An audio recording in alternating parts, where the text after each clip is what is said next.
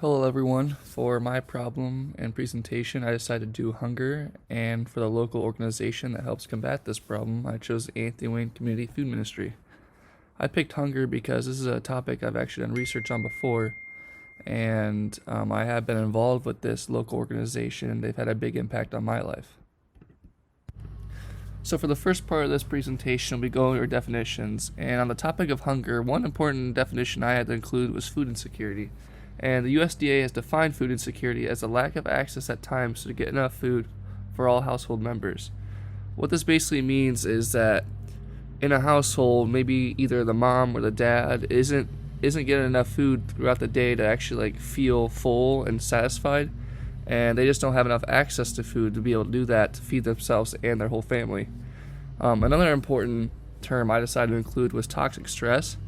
And this pretty much means there's an extreme, frequent, or extended activation of the stress response accompanied by the absence of a supportive adult, poverty, and trauma. I kind of include this term because hunger at a young age, or basically any age, is an extreme stress on the human body and can lead to many negative effects, either psychologically or physically. So for our next topic, we'll be discussing facts on hunger.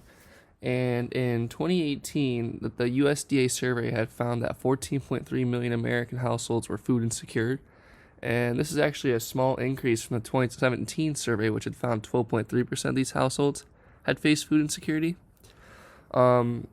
These trends are somewhat getting worse nowadays, as in 2019, the USDA had reported that more than 37 million people in the U.S. struggle with hunger alone, so that includes individuals and families.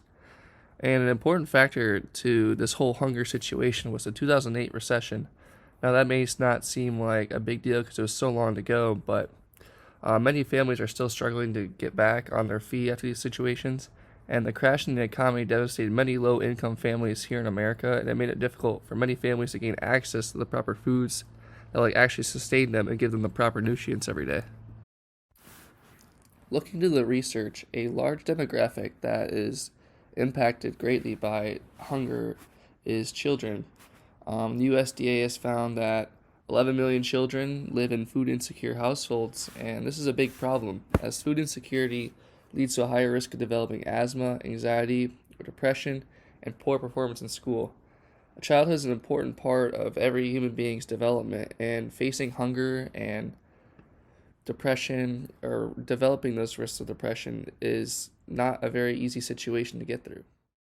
Another important group of people to look at for the hunger situation is adults, as a 2018 survey had found that 9% of adults over the age of 60 experience food insecurity. So it's not only children who are struggling, but individuals by themselves and the elderly. And an issue with this is that food insecure seniors are more likely to develop depression, asthma, and heart problems. So just like children, everyone is negatively impacted by being hungry and not having access to food, and it's causing a lot of problems for everyone. Another important demographic group to look at is minorities. As we know in our current society now, minorities face many different issues such as discrimination and prejudice, and these problems aren't just limited to workplace or social events or anything like that. Black and Hispanic households with children were found to be about twice as likely to be classified as experiencing hunger. This means that they are struggling even more than the average white American household, and this often means that they probably aren't having the same access to resources such as food stamps or organizations that reach out to families that are struggling with hunger. Lastly, I want to discuss quickly the effects of hunger. Many low-income families are unable to actually go out to grocery stores or food markets and get the proper foods they need to sustain their families, so they often turn to high-calorie, low-nutrient foods because they're the cheapest options. This often results in issues such as obesity in many low-income families because they just don't have the access like many other people do.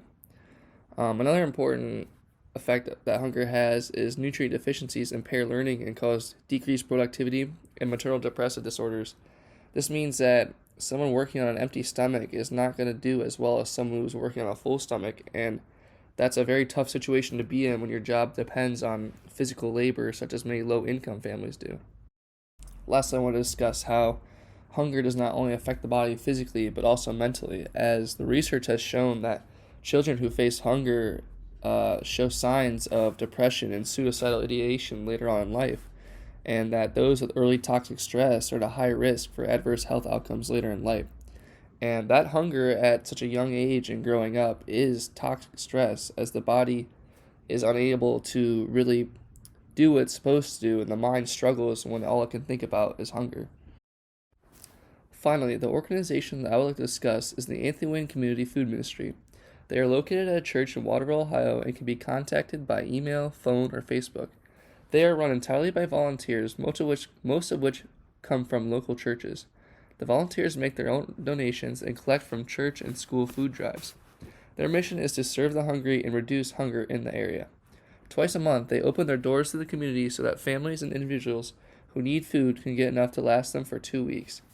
This is an organization that I've been working with for a very long time, and I am very proud of all the work that they have done to help our community.